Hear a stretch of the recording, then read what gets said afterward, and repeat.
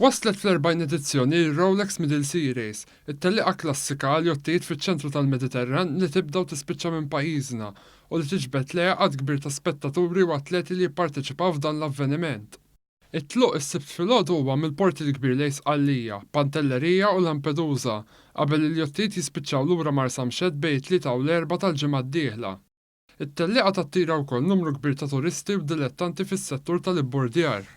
Peter Demek, mill-Kumitat Organizzattiv qal li din is-sena huwa mistenni li nkiser ir-rekord tat-tellieqa jekk il-kundizzjonijiet tat-temp ikunu sfruttati tajjeb. Hemm ċans li jidħol il-majestral it-tnej jew tlieta illi jfavorixxi dawk id-dajes li huma iktar jaġlu iktar għax ikunu laħqu daru ma' Sqallija jkollhom riħ poppa. Fisser ukoll kif hemm atlet dajes Maltin li qed jitqisu favoriti li jirbħu t-tellieqa.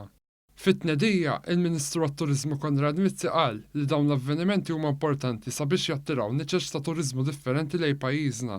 Għandna bżonn ikollna prodott aħjar u aktar avvenimenti mondjali. U il-Rolex Middle Sea Race hija waħda minn dawk. Il-yachting u l-inixjattivi tal-Yachting Malta flimkien mal-improvement fil-prodott li qed isir se jkunu parti integrali minn din l-istrateġija biex ġewwa pajjiżna nattiraw world-class events li jkollhom exposure madwar id-dinja.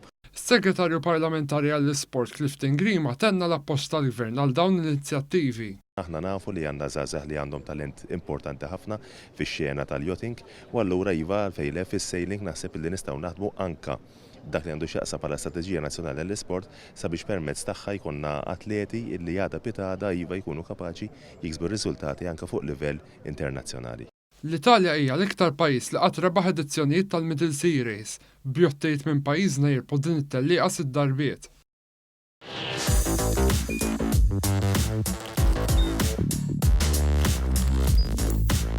Idħol fuq one.com.mt u hemmhekk tista' tara l-programmi kollha li jxandru fuq One permezz ta' One Play.